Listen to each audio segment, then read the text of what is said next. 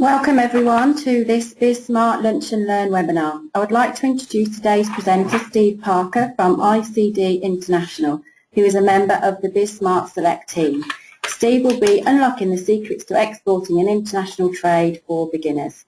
Please take the opportunity during this webinar to post any questions using the question function on your panel, and we will answer any questions at the end. Thank you very much. Now, Steve, over to you. Hi everybody, thanks for letting us share lunch with you on this lovely Monday. As you've seen from the preamble, we're just going to, without in any way trying to insult your intelligence, try and cut through some of the complications that people say there are about exporting. We want to try and get more people exporting, and more people exporting more is the current phrase we're using. Lots of suitable lunchtime quips to throw in along the way, but under strict instructions not to use too many of them. So with a short space of time, let's start. If you haven't read the BizSmart website, you'll read, I do the phase 2 international, anything to do with international and exporting and new product development. And then many of you might know me from doing some of the strategy sessions as well. That's some of the blagging information which we put on. Been involved in exporting and international trade for 30 years. I still do on a daily basis. I'm effectively the export manager for 5 or 6 clients at any one time, and I export about £1 million worth of product in a year myself, constantly talking to people in the Middle East and the Far East, and there'll be some more plugs for that. So just really into telling you the basics so that you don't get put off by them.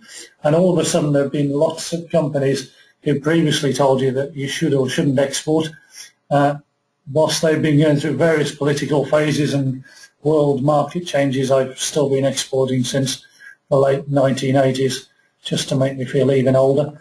And I'm the UK partner for some people in the Gulf and the Far East, which suggests that I have some idea on how to establish good long-term relationships and how you overcome all of those cultural barriers.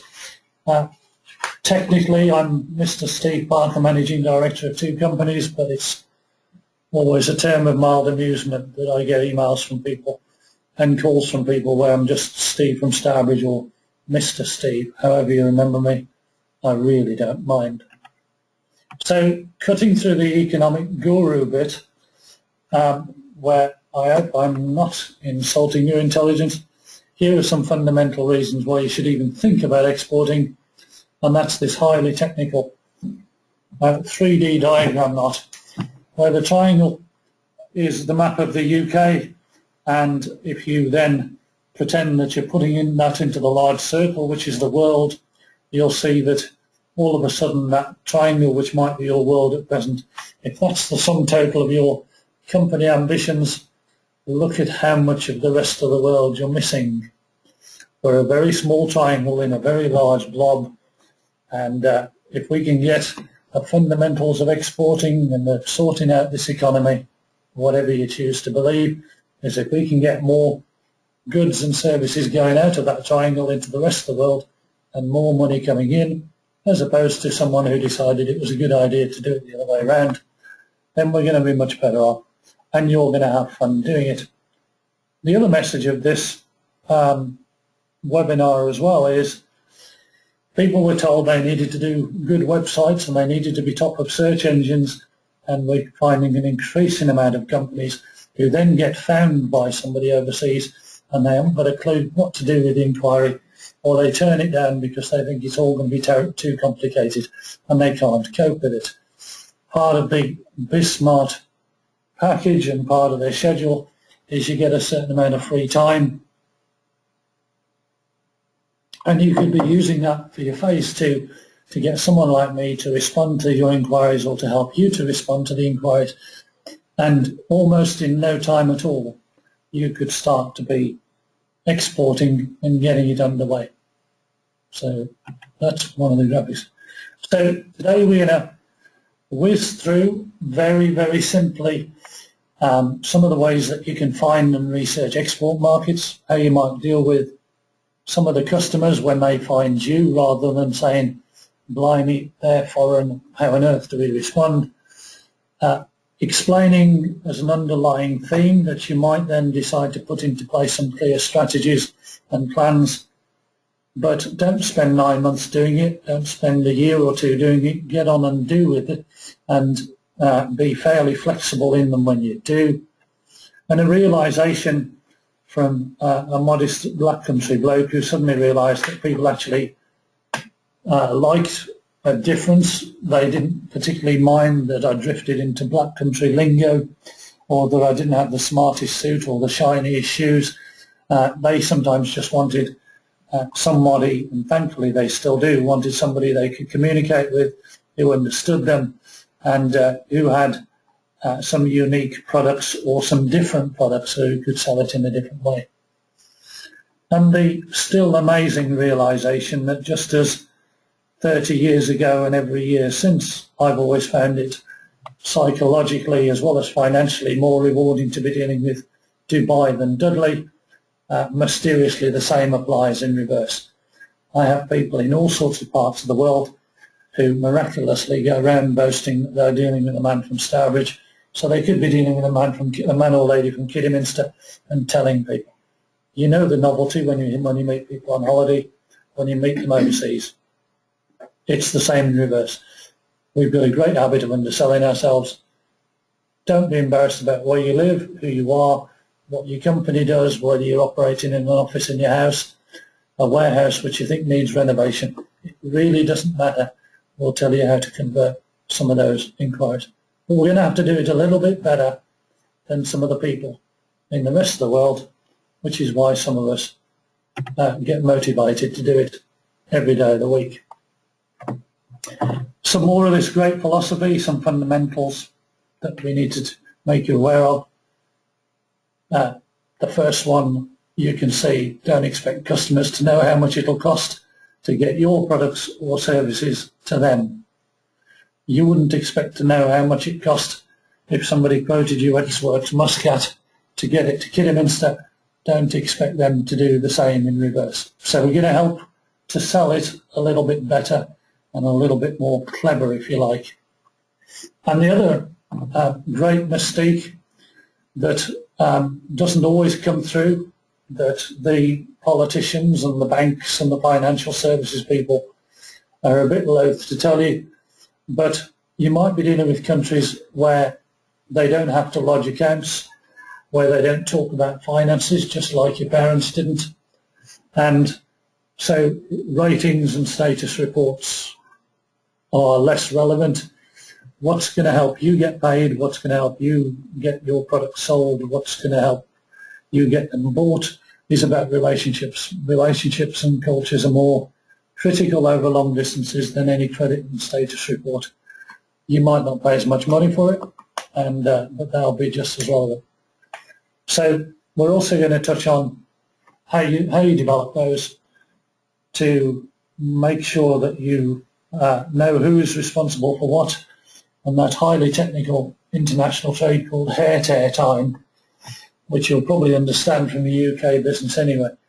If we tell you some of the basics of how you build in cost controls and who's responsible for what, you'll have less hair tear time and less insomnia sessions, although that's probably true in the UK as well as it is in the... But I have people who I trust in various parts of the world, and I trust those people more than I do people in the UK, because they don't hide behind status reports. They want to satisfy people who are doing it in the thing. So let's pick up on where you might start. Most of you have probably travelled abroad. Most of you have got a passport or applied for a passport without realising what goes on behind it. And nowadays you've probably whizzed through, albeit a bit of a queue, you've whizzed through an airport without realising exactly what's happening. What's actually happening is that somebody has checked out that you are who you say you are, that you were born where you say you were, that you haven't done too many things untoward in terms of criminal activity. That can apply when you're applying for visas to get into a country. All of that stuff is picked out as well. And you're technically logging out of a country, going into somewhere where you're in no country at all when you're sitting on the aeroplane, and then you're being checked into a country where they're checking out and deciding whether they want to allow you in. Sending goods abroad has a similar thing. You have to create paperwork to identify where it was made, what origin it is, and you create some paperwork. And one of the few differences nowadays is that when it leaves your premises, before it gets onto a vessel or an aircraft, sometimes it gets delayed 24 or 48 hours for all sorts of highly technical reasons, including so that it doesn't actually explode when it gets in midair or on a vessel itself. It also enables some time for some paperwork to be processed.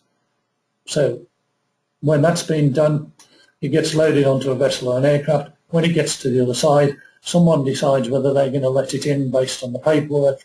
Sometimes it gets physically inspected, and then it gets released through those nice customs people, hopefully without too much delay because you've created the right paperwork and you do it. If you're looking at the slides, the rather ominous last paragraph says each country has different import duties, regulations, sometimes certificate of origin. Don't worry about that for now. Sometimes inspection reports is worth picking up because for some countries they want to make sure that the goods are what they say they are. You're not throwing in rogue product.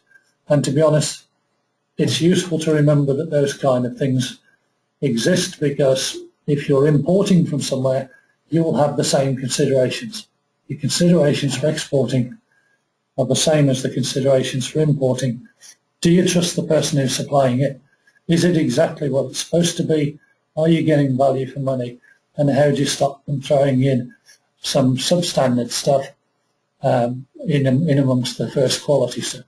All of those capabilities for controlling it are readily available and manageable, and doing it within the country. Thankfully is always a good word to put on a slide. Every country in the world uses some universal terms, both in terms of the contract and how the product's identified.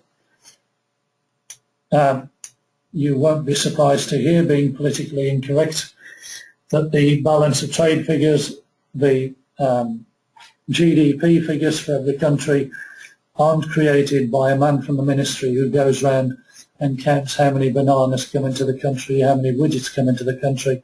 They take the figures from the customs and excise reports for taking things outside of musical accompaniment, which is good. They take the figures from the customs entries that go in, and every product in the world of the same thing has the same product code, and that's an HS code. It used to be a BTN number. If you're 300 years old like I am, it's now called a Harmonised Systems Code.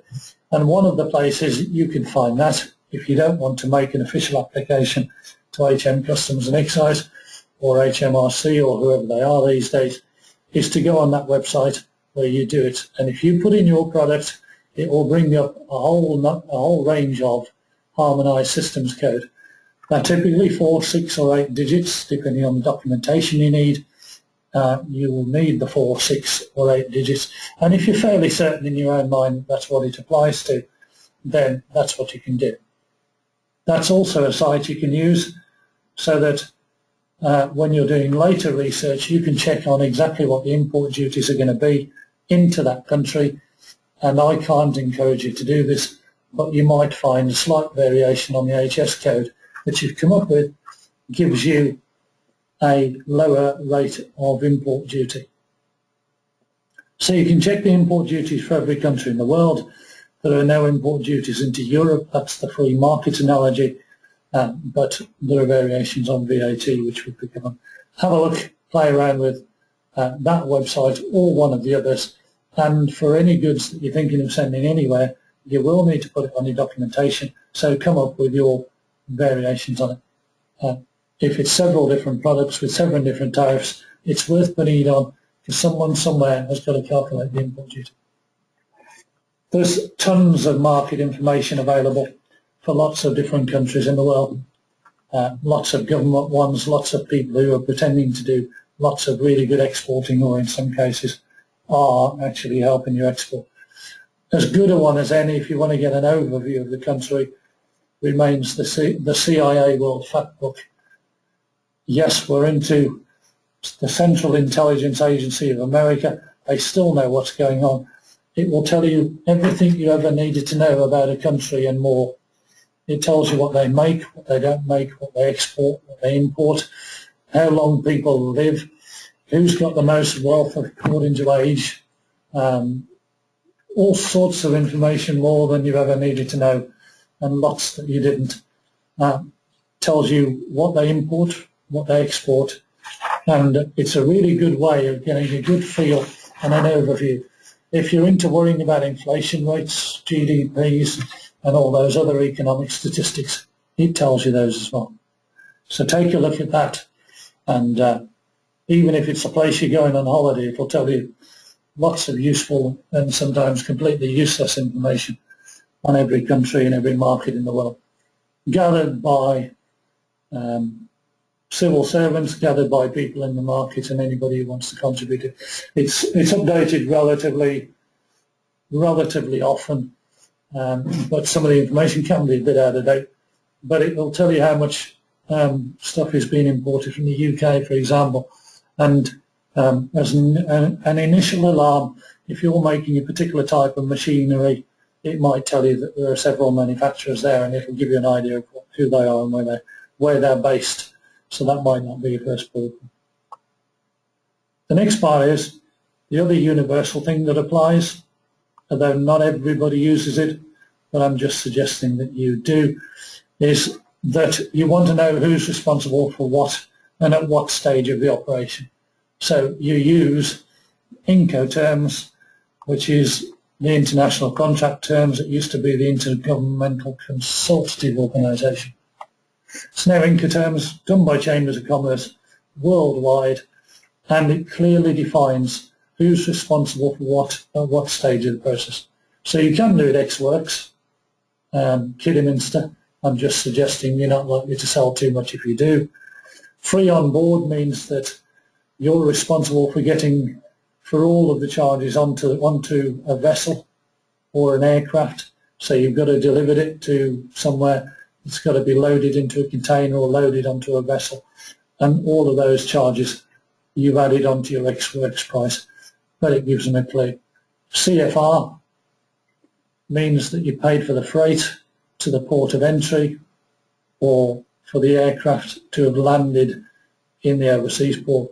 And then there are some others. There are pages of Incoterms. I've just given you 3 or 4 here. DDU is delivered duty unpaid, so it's delivered to your customer's premises, but they've still got to pay the import duty in case you don't want to calculate that. And DDP used to be Franco Domicile, so it's left your place and you've told them exactly how much it's going to cost into their warehouse. Lots of ways of getting the goods to the market. It's small enough, you can take it to your local post office. I won't ask you too much documentation. A lot of stuff to Europe goes by road, consolidated stuff. It can go in by all sorts of methods. Sea freight, LCL and LCL, most things are packed in containers these days, although cargo is sent conventionally, as you'd imagine. The term LCL is less than a container load. You'll deliver it to somebody who's making up a container full of all sorts of products, sending it out in one go. FCL is where you fill your own 20-foot or 40-foot container. A 20-foot container holds about 30 cubic metres of stuff, and you can put 18.5 to 20 tonnes in it. 40-foot is 65 to 70 cube. Some restrictions on weight because they don't allow more than a certain tonnage on UK roads. Air freight, all sorts of services, gets it there in a few days. Again, consolidated. When you're sitting on your window seat going on your holidays and you see some of the stuff being loaded into the hold, which doesn't look like your suitcase, although it's always nice when you see it when it does, that's probably the air freight, because every carrier almost fills up some of their hold, not with your holiday luggage, but with cargo. Couriers, typically DHL, TNT, people like that, great for documentation, very little paperwork to be done on it, very little origin stuff. all manageable, all doable, easily explainable by, well, companies like mine, to be honest. Documentation varies. We can tell you how to do it. We can show you what typically a commercial invoice looks like, a certificate of origin looks like. We cheat. We get up-to-date information from various sources, including, to give them stuff, Tates and Kronas, and all of the terms and conditions are all variable. We can tell you how much it costs. Some of it, as a final paragraph on there, some of it, even though it's actually your goods have actually left your premises, if you like, it enables you to, they still become your control. Just because they're on the sea or they're on an aircraft, you still own them. If your customer goes missing, you still retain title of your goods, which is kind of comforting, as we'll see later on. So that's the title to your goods, doesn't pass over until you decide through your documentation that it needs to. Getting paid, there are a myriad now of versions of getting paid.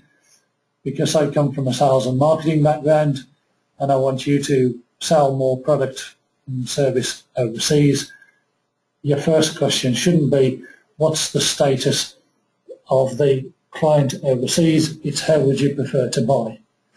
And just as you're having some level of trust in your sales relationship that somebody actually wants to buy your product and they do want to pay you, don't they, then you have to decide that on the other way around. You need an element of trust with them. So for sure, you could say, well, I don't want to take any risks at all, I'll try getting payment in advance. And people do pay in advance. And to be fair, in some countries and some regions of the world, they almost expect it.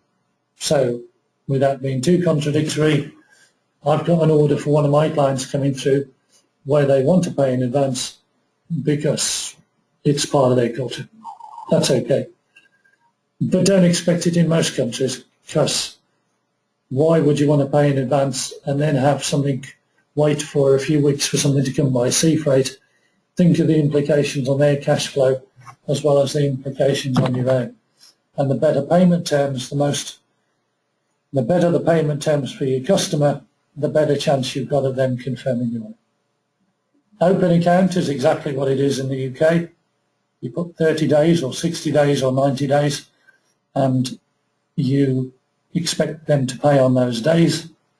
If they don't pay, you've got similar retribution, except don't believe that in overseas markets you can't send somebody round, you can't use the same methods of persuasion, because you can. And lower down we'll touch on credit insurance, where you can still make sure you get paid even if somebody reneges over. But if you put the effort into the relationship and it's a long distance one and they trust you and you trust them, they're more likely to pay you anyway. So what's the issue on it? Bills of exchange is an extra form of documentation done through a bank, where you're getting a legal agreement from them. You're sending the goods, you're sending some documentation. They can't clear the goods through customs without either paying you on the bill of exchange, or if you're offering them terms, giving a legal obligation, where instead of them being able to turn around and say, I never asked for these goods, I never promised I'd pay for them, to enable them to get it through customs, they're given a legal obligation to pay. So you have much stronger legal redress, and it doesn't cost too much to do a bill of exchange, and it's not too messy. Documentary credits, sometimes called letters of credit, the most secure payment. It's going to cost you a little bit of money through a bank, but it means the customer can't stop you from getting your money. It's done through a longer-winded system. You build in the cost of a letter of credit into your selling price, but it's a secure term of payment. It can be done on 60, 90, 120, 180 days. You can discount it and get paid up front. It's a separate issue, but there are secure forms of payment, and that's one. Easy enough to explain as part of your phase 2 or by talking to me. sterling or foreign currency. Do you want to pay in a foreign currency if you're buying? Do you expect your customer to? There's ways of controlling exchange rates, protecting against fluctuations. There's ways of making it as easy. And credit insurance, there are credit insurance options, which mean that you can get credit insurance typically on most markets in the world, so that if anything goes wrong, you can get 90 or 95% of your value of your invoice back. Or if a political issue happens where suddenly you're stopping, the customer is prevented from taking your stuff, or you can't get your goods into a market, you can get credit insurance on that. You can get whole credit insurance turnover for all of your exports for typically 1 to 2% of your turnover cost. So you can build that into your costings, and you can build that into your calculation. So you learn how to find it. You've seen some of the options for getting there. You've seen that there are ways of controlling who does what. Your hair's already growing back on your head because you've suddenly become a little bit more comfortable that actually those strange foreign people who want to buy your goods might genuinely want to buy your goods after all. So towards summary stage here, because we've got a few minutes technically left. Research, research, research and research. I don't mind whether you Google people. I don't mind whether you look for reports. I don't mind whether you ask people like me the best magazines, the best daily, the daily directories, the best daily newspapers. I read stuff on the Middle East and the Far East every day of the week because I'm sad, but then I do business in those markets every day of the week anyway. You can now calculate delivered prices, even if they choose to use their own carriers. You can start to do market research. You can check out what we can find out about your prospective customer. And instead of saying X works Dudley or X works Kidderminster, you can say, thanks ever so much for your inquiry. We'd really like to deal with you. What sort of quantity of product do you want? You can then calculate a freight cost. You can give them a delivered price to their warehouse in Muscat, or delivered to their port. You can tell them how much the import duty is going to be. And you can make it a whole lot easier for them to say, yeah, that sounds really good. I will take some of those. You can compare it with product in the market because you know how much it's going to cost to get it into a market in the world.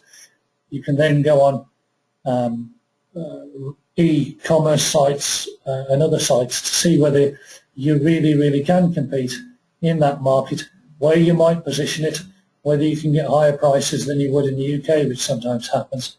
And you can make it a whole lot easier for somebody to buy.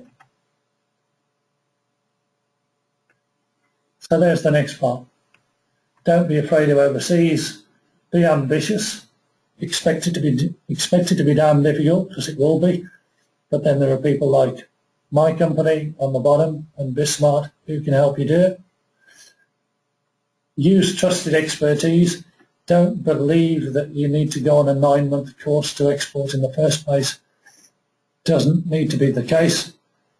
Enjoy the cultural differences, the language barriers. Maximise the use of the methods. Don't rely on legal procedures just like you shouldn't in the UK. And there's lots of help to make it go faster. You probably didn't tune in expecting to see a Mark Twain quote on the end, and I didn't prepare with it in front of me. But there's a sign on my wall which has stuck with me for a long, long time, which is, I think, a Mark Twain quote, and if I've messed up some of the words, I'm sure somebody will let me off. But it's along the lines of, exporting is about attitudes. And Mark Twain's quote was something along the lines of, 20 years from now you'll regret more the things that you didn't do than the things you did. So throw off the bowlines, sail away from the safe harbour, catch the wind in your sails, explore, dream and discover. So don't be disappointed in yourself for turning down that inquiry from overseas from that strange foreign person. Do something about it. Use BizSmart, use Steve Parker ICD, start exporting, start telling the people on the shop floor or your manufacturing people or anybody in your organisation that you are now dealing with Dubai rather than Dudley. And let's start exporting more and more product, because if I can do it, you can do it, and we can do it together. I do a bit of exporting. I'm the UK partner for AEC Online, a Gulf-based trade directory and website. We want more British companies to be putting news items, to be putting in their directory, to be found by more Gulf people. I get things through the first professional body for interior designers in the Gulf to take advantage of all those exciting projects that you see appearing on TV. That's what we do. BizSmart, you can use us. You can get export help under your face too. The other ones are just blaming. So that's me. Hope that's been useful. That's been exporting in international trade for beginners. Thanks, Steve. That was great. Thanks very much. We've got a couple of questions now. Steve, if you want to read them out for us, please. Okay. Lucky enough to have had a couple of questions come in. What happens with the VAT on exports was one which somebody sent in. There's a couple of very simple answers in a very, very complicated document. But typically, if you're selling to Europe, you should, and if you're VAT registered and you're selling to Europe, you should ask as part of the process what your client's VAT number is. If you've got their VAT number, you then don't have to charge VAT on your invoice, because VAT will be applied in the European country that you're selling the goods to. If you don't have their VAT number, then you probably need to put your own on and charge VAT, because that way you'll comply with the VAT regulations. If you're selling outside of Europe, typically you don't charge VAT. One of the documents that you get to prove that you've shipped it to where you've shipped it to counts as evidence of export, and you declare it on your VAT declaration so that you do it. So really useful question. Read through the document if you need to make yourself more comfortable. As a broad rule of thumb, that's what it is. Somebody's asked, how do you make sure you get paid? You can get paid in advance. We covered letters of credit, documentary credits. We'll tell you how they work. You can contact us directly. You raise a pro forma to your client overseas. They get their bank to open a letter of credit. It comes through your bank or a UK bank over here. You comply with the terms and conditions, and as long as you comply with the documentary conditions, which includes shipping it on time, you will get paid, and they can't stop you from getting paid, so it's secure. Banks make quite a bit of money out of documentary credits. So typically, if you know that's what's going to happen, you build in the cost of those charges into the cost that you sell, that you quote to the customer, or you decide that you're going to absorb it, typically 2 or 3%. A minimum set of bank charges for a documentary credit is likely to be 120 or 150 quid. It's based on the value of your order, or based on the value of the contract, so you need to do that. Sales and marketing was another query. There's another webinar which could be done, or there's some more documentation which I have, which shows you nowadays all of the routes to market that you can do. You don't just need to rely on a distributor anymore. Lots of different ways of getting your product into a market. And so if you're interested in that, contact me directly or through BizSmart, or when you're having your strategy sessions with your BizSmart advisor and you're looking for things for your 14 hours of free time, suggest you want to talk about export. Hopefully they'll send in me to have a chat with you, and we can cover some of the work that we do for free within the BizSmart Phase 1 and Phase 2 programs. How's that? Perfect. Thank you very much, Steve. Perfect. We're going to end the session now, but I'd just like to inform you that the next webinar will be on Monday the 22nd of September, and the presenter will be Lorna Walker from Walker Wellbeing, who will be talking about building an effective team. Please email me for more information, caroline@bizsmart.co.uk. Many thanks, and everybody. We'll be ending the session now.